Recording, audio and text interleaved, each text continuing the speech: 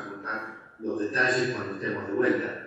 Pero les dije antes de irme me iban a extrañar un poquito, entonces hemos tenido invitados predicando todas las semanas hasta el día de hoy. Parece mentira, pero bueno, ya para la semana que viene nosotros vamos a estar de vuelta y disfrutando de la reunión con ustedes. Pero como sorpresa final, antes de que se termine nuestra ausencia, tenemos un invitado especial. Él predicó para nosotros hace mucho tiempo, cuando estuvo visitando Argentina, y hoy lo tenemos de vuelta virtualmente. Va a ser mi hermano, Ricardo, mi hermano mayor. Él está pastoreando una iglesia en Auburn, Texas, en el estado de Texas, y ha comenzado una obra nueva allá en su iglesia, la iglesia de Midway, y este señor está haciendo una gran obra en ese lugar. Ya empezaron con 4 hace un año y medio, y ya tienen una asistencia de unas 200 personas, así que nos gozamos en la obra que Dios está haciendo con ellos allá. Pero esta noche tenemos la oportunidad de escucharlo, así que préstenle su atención. Disculpen su castellano, que ya hace mucho que no vive en Argentina y ya lo han pervertido allá con el latino cubano y colombiano y peruano y ahora mexicano también, así que traten de prestar atención, así lo entienden, ¿no? Pero les presento a mi hermano Ricardo.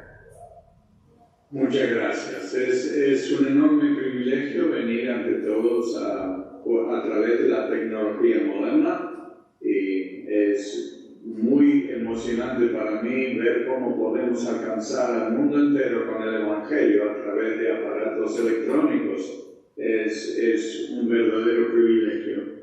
Quería comenzar diciéndoles que por favor busquen conmigo Romanos capítulo 12, versículo 2, y tengan el dedo ahí, que vamos a regresar en un minuto. Primero quería contarles de unos 3 amigos que se criaron juntos en la misma ciudad, una ciudad grande, y decidieron ir ya de mayores a un viaje de cacería al norte del Canadá, donde hace mucho frío, pero fueron en una época en que se desatan tormentas y estaban disfrutando del viaje. Hicieron un campamento en medio del bosque, prendieron un fuego y estaban todos listos. A la mañana siguiente partieron en una caminata buscando al elusivo alce. Un alce es un animal enorme y ellos querían la aventura de una vida tratando de cazar uno. Resulta que uno era ingeniero, el otro era un psicólogo y el tercero era un pastor, un ministro. Entonces, cuando ellos estaban de caminata, estaban conversando como los amigos lo hacen, pero lo que no se dieron cuenta es que una tormenta se avecinaba. Suele pasar en esas zonas montañosas que no se dan cuenta porque las montañas tapan la visual del horizonte, y para cuando se dieron cuenta y las nubes negras asomaban por encima de las montañas, ya era un poco tarde, pero de todas maneras dieron cuenta y emprendieron viaje de vuelta a su campamento para estar cerca de la fogata y en las carpas, pero la tormenta fue furiosa, comenzó a nevar furiosamente hasta que no podían ver lo que tenían adelante, no podían ni siquiera abrir los ojos bien, y la nieve caía tan fuerte que empezaron a deambular porque no conocían el área, eran personas que vivían en la ciudad, no estaban acostumbrados y claro, lo lógico pasó, se perdieron. Dando vueltas en el bosque con toda la nieve, se toparon de casualidad con una cabaña, aparentemente con una luz prendida adentro. Era una cabaña rústica hecha por algún cazador, claro, sin electricidad, sin teléfono, ni radio, ni nada para comunicarse, pero de todas maneras les serviría como refugio. entraron y no había nadie que contestó a la puerta, pero se dieron cuenta, apenas entraron y zapatearon para sacarse la nieve de las botas, que había algo muy extraño. En medio de la cabaña, suspendido a 1,5 metros del piso, había una estufa de leña con un fuego prendido. Estaba suspendida con un sistema de alambres por las 4 esquinas de la cabaña. Empezaron a especular y se acercaron calentándose las manos y derritiendo así la nieve. Y el ingeniero dice, esto es muy ingenioso, él tiene que tener algún tipo de conocimiento de ingeniería porque ha suspendido esta estufa en el medio exacto del lugar para poder esparcir el calor de una forma uniforme y así calentar toda la casa. Bueno, el psicólogo dice, no, él tiene un complejo de su mamá porque evidentemente murió hace poco y tenía una relación muy íntima con ella y la extraña. Entonces él lo que hace es dormir debajo de la estufa en forma de feto para poder sentir el calor de la madre y tenerla más presente. El pastor entonces se rió y dice, no, por favor, eso no puede ser. Lo que pasa es que él es uno de los nativos de aquí, quizá un esquimal, y ellos adoran al sol. Entonces él tiene como costumbre arrodillarse e inclinarse ante su deidad y quería elevar el fuego y el calor y la luz del sol a una altura para poder doblegarse y adorarlo. En ese preciso momento escucharon al dueño de la cabaña que entraba con los brazos llenos de leña y los saludó cordialmente, bienvenidos, y al rato uno no podía aguantar más. El ingeniero dijo, mira, disculpe, pero le queremos hacer una pregunta. Usted suspendió esta estufa para tener calor por toda la casa de igual manera, ¿cierto? El psicólogo interrumpió y le dice, no. Yo sé lo que pasa y lo siento mucho, mis condolencias, porque obviamente su madre era muy cercana a usted y falleció hace poco y usted duerme debajo de la estufa para sentir su presencia. Y el pastor se volvió a reír de no, yo entiendo, usted es de una de las tribus de la zona y evidentemente ha elevado el fuego para poder adorarlo.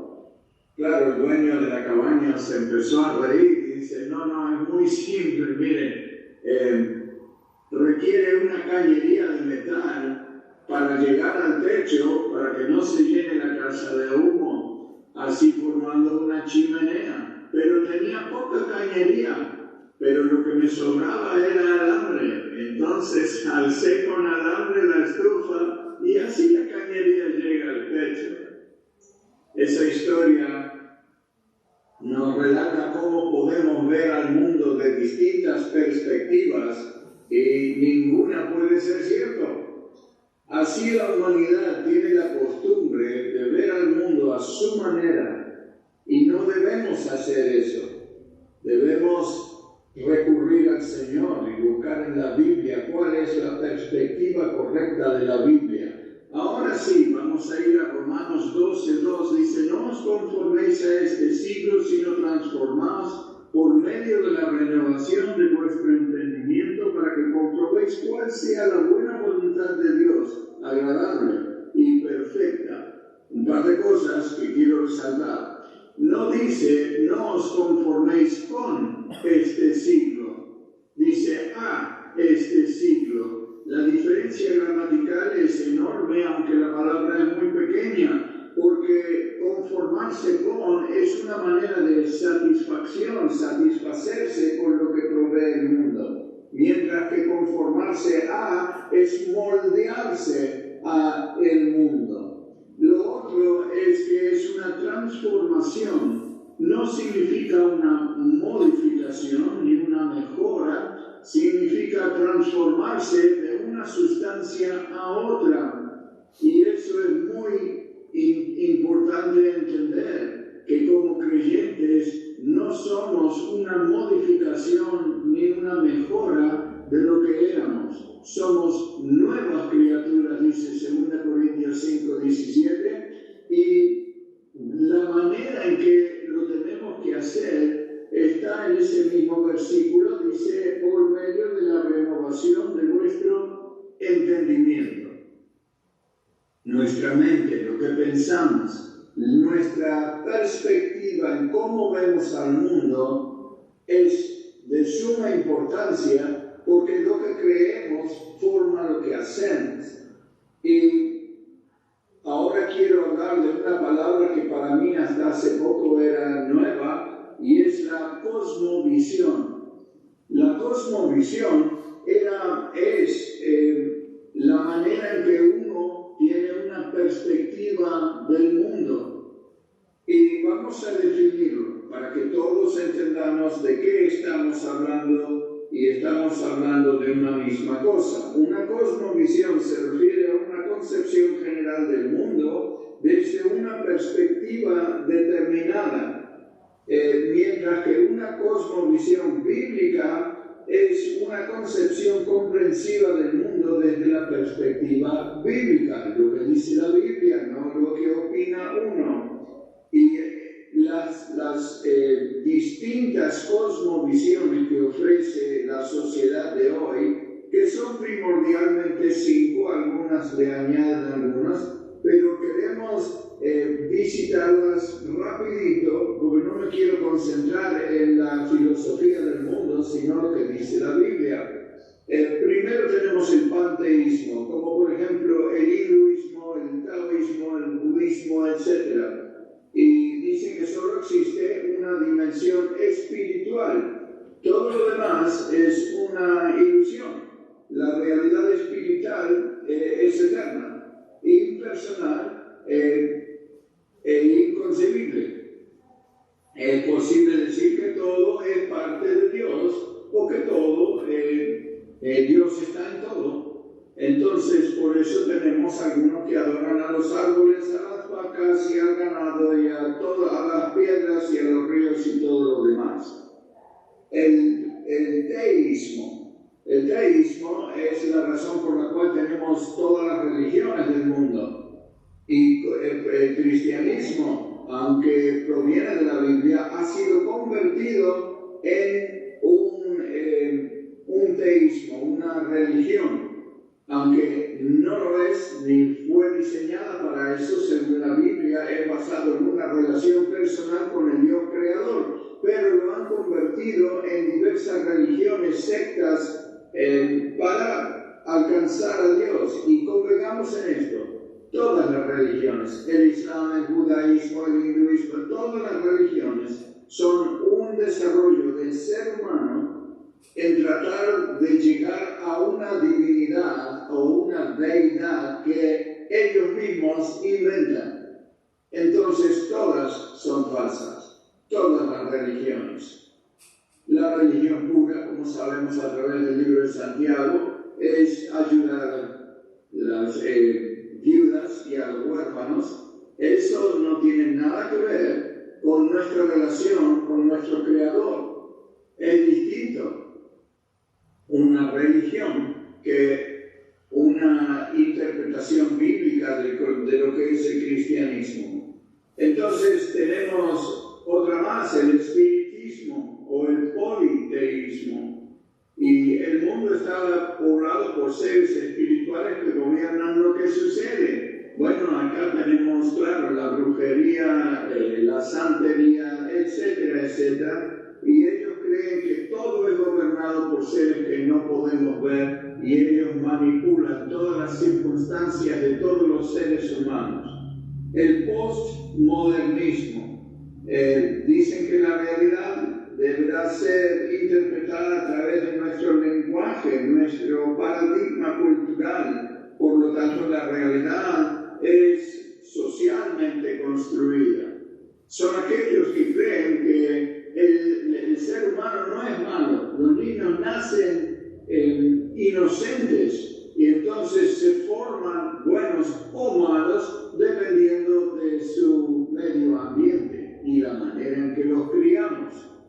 Entonces, por último, quiero enfatizar la que predomina en nuestra cultura occidental, el naturalismo. Por ejemplo, el ateísmo, agnosticismo, existencialismo. El universo material es todo lo que existe. La realidad unidimensional no existe tal cosa como un alma o un espíritu. Todo puede ser explicado sobre la base de la ley natural.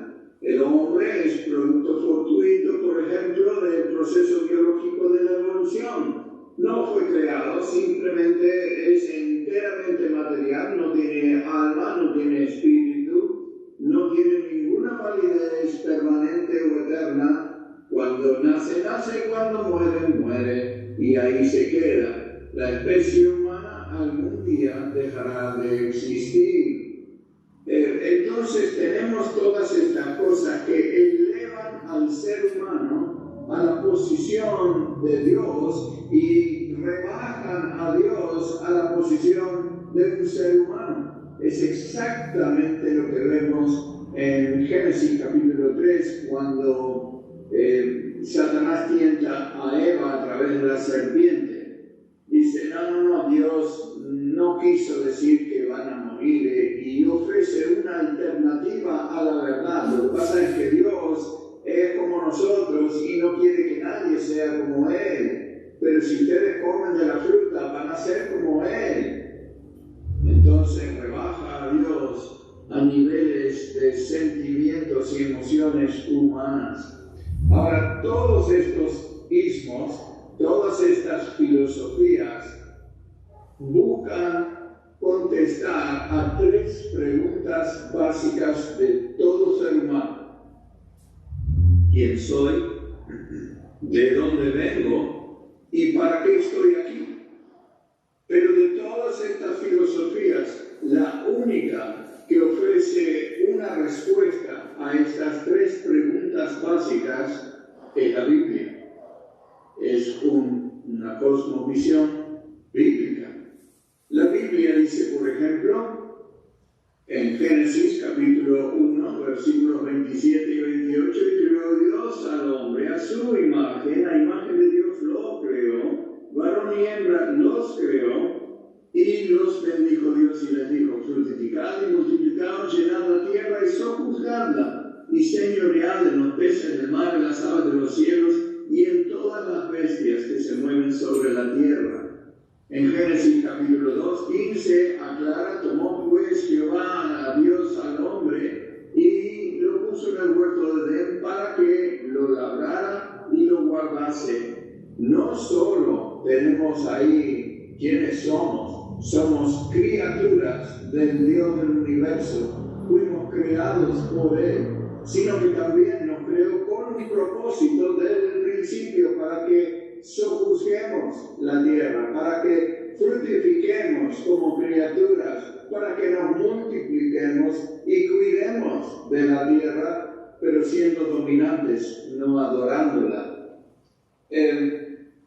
Nosotros entonces, la cosmovisión individual que todos tenemos es una de estas cinco. Y nosotros, o la bíblica, sería la sexta. Entonces, una cosmovisión bíblica sería de un individuo en su concepto global, la armonía de todas sus creencias acerca del mundo. Es su manera de entender la realidad. La cosmovisión que alguien tenga es la base para la toma de decisiones diarias, por lo tanto, resulta extremadamente importante entender cuál es nuestra forma de pensar. Ahora, si la Biblia en ese pasaje que leímos en Romanos 12:2 dice que debemos transformar, es un acto de la voluntad, mientras que la salvación es un acto de Dios a través del Espíritu Santo en nuestra alma que nos sella, nos salva a través de la gracia de Dios y sin ninguna obra. Pero acá, en ese versículo, nos está diciendo que debemos hacerlo, es un mandato. Debemos transformar nuestra mente y someterla ¿a qué? Bueno, a la manera en que la Biblia establece la perspectiva de nuestro Creador. La cosmovisión cristiana responde a las tres preguntas mencionadas. Somos una creación de Dios designados a gobernar el mundo y tener compañerismo con nuestro Creador. Lo segundo es que pecamos contra Dios y sometemos al mundo a maldición. Génesis capítulo 3, versículo 6, que ya mencionamos, cuando la serpiente sugiere a Eva que ella puede gustar de eso, puede disfrutar de eso y puede mejorarse intelectualmente a través de desobedecer a Dios. Eva fue engañada, Adán no lo fue. Adán deliberadamente pecó contra Dios. Entonces vino el castigo del cual hablamos, Génesis 3:6 y en adelante todos los versículos hasta que llegamos al 15. Dios no nos deja a la deriva en la tormenta de nieve, nos da una guía y nos dice en el versículo profético que comienza la profecía mesiánica: y pondré enemistad entre ti y la mujer, y entre tu simiente y la simiente suya, ésta te herirá en la cabeza y tú le herirás en el calcañar.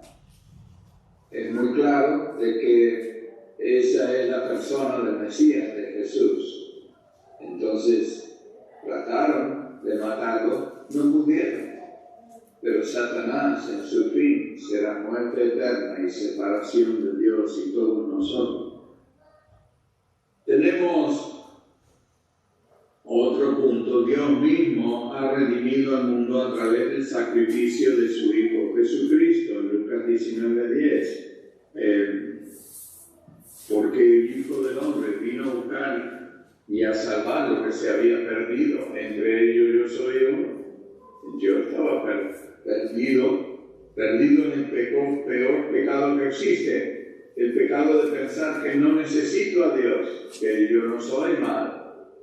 Y yo con 9 años de mi vida siendo criado en la casa de creyentes de mi papá, que ya era pastor cuando yo nací, aún así no entendía que yo también soy pecador. Y una regla importante de la vida es entender que Dios no tiene nietos. Todo el mundo es individualmente responsable por aceptar a Cristo. Por eso usamos la frase Salvador personal, no es Salvador colectivo. Entonces, tenemos que entender que nuestra responsabilidad es hacia nuestro Creador. Finalmente, un día restaurará la creación a su estado perfecto. En Isaías 65 leemos lo siguiente, versículos 17 al 25, porque aquí yo crearé nuevos cielos y nueva tierra, y de lo primero no habrá memoria, ni más vendrá al pensamiento, mas os gozaréis y os alegraréis para siempre en las cosas que yo he creado. Porque he aquí que yo traigo a Jerusalén alegría y a su pueblo gozo. Y me alegraré con Jerusalén y me gozaré con mi pueblo, y nunca más se oirán en ella voz de lloro ni de voz de clamor. No habrá más allí niño que muera de pocos días, ni viejo que sus días no cumplan. Porque el niño morirá de 100 años y el pecador de 100 años será maldito. Edificarán casas y morirán en ellas, plantarán viñas y comerán el fruto de ellas. No edificarán para que otro habite, ni plantarán para que otro coma, porque según los días de los árboles serán los días de mi pueblo. Y mis escogidos disfrutarán la obra de sus manos. No trabajarán en vano, ni darán a luz para maldición, porque son linaje de los benditos de Jehová, y sus descendientes con ellos, y antes claman, responderé yo. Mientras aún hablan, y habré oído, el lobo y el cordero serán apacentados juntos, y el león comerá paja como el buey, y el polvo se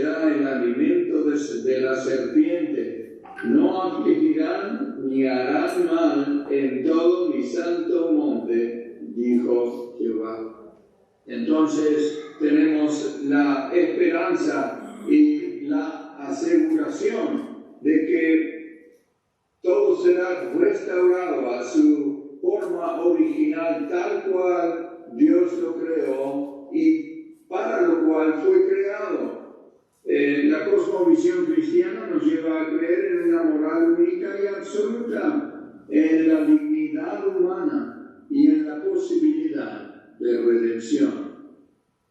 Y quiero llegar a esto con la conclusión, que el propósito de todo esto no es para que cada cual entienda lo que le da la gana y opine, es para que todos seamos llamados al arrepentimiento, según Pedro 3:9, y todos podamos proceder a la salvación. Así que en conclusión es importante recordar que una cosmovisión en general afecta a cada área de la vida, desde el dinero hasta la moral, desde la política hasta el arte. El verdadero cristianismo es más que una serie de ideas utilizadas en la iglesia. El cristianismo, como se enseña en la Biblia, es en sí mismo una cosmovisión. Y la Biblia nunca traza una distinción entre la vida religiosa y la vida secular. La vida cristiana es la única vida que existe. Debemos acoplarnos a ella porque ella no se mueve. La opinión del ser humano cambia, pero él no cambia.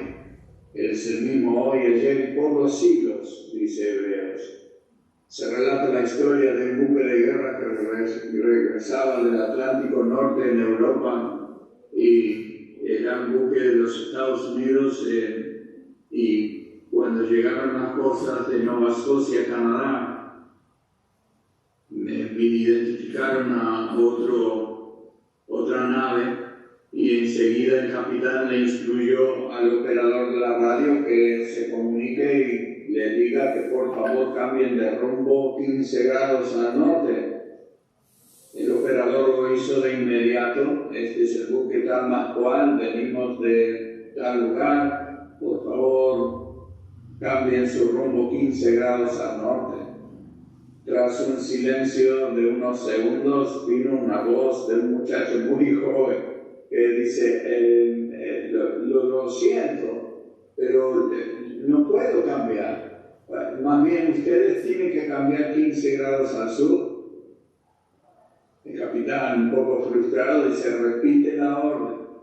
El operador de la radio se puso otra vez, pero más firme, sin decir por favor, es preciso que ustedes se muevan y cambien su rumbo a 15 grados al norte. Tras otro silencio incómodo, la voz joven dice, lo siento tanto, pero no puedo. Ustedes van a tener que moverse 15 grados al sur. El capitán ya estaba furioso y le volvió a recalcar con voz alta que no sabe quiénes somos, dile quiénes somos y que absolutamente tiene que moverse en este preciso momento. Entonces el operador dice, somos la nave tal más cual y venimos armados y si no se mueven vamos a comenzar a disparar y ustedes tienen que moverse 15 grados al norte. Después de un largo silencio, la voz del joven volvió y dice, yo lo sé y son bienvenidos a las costas, pero yo no me puedo mover, yo soy un faro. Muchas veces en la vida nosotros pretendemos ser más de lo que somos y queremos que el faro cambie de lugar para que continuemos en nuestra propia manera de vivir. Y no es así la vida. Tenemos que cambiar de rumbo porque la Biblia no cambia, nuestro Dios no cambia. Él es el diseñador, es el que lo hizo y la filosofía de Él es la única que importa porque no hay otra que valga. Nosotros tenemos una opinión en base a lo que vemos, a lo que escuchamos, a lo que gustamos, nuestros 5 sentidos.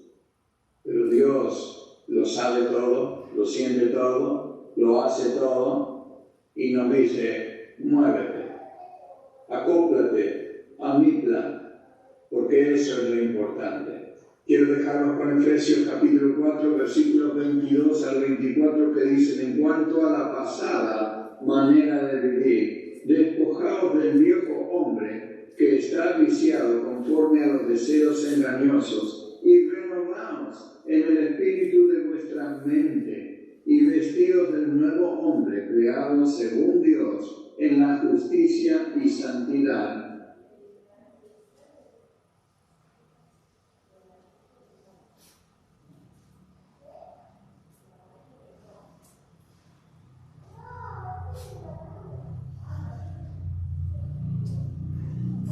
Satisfechos con nuestra pasada manera de vivir, debemos entonces ajustar nuestro rumbo a la Biblia, la palabra de Dios, el que no se mueve y todo lo sabe.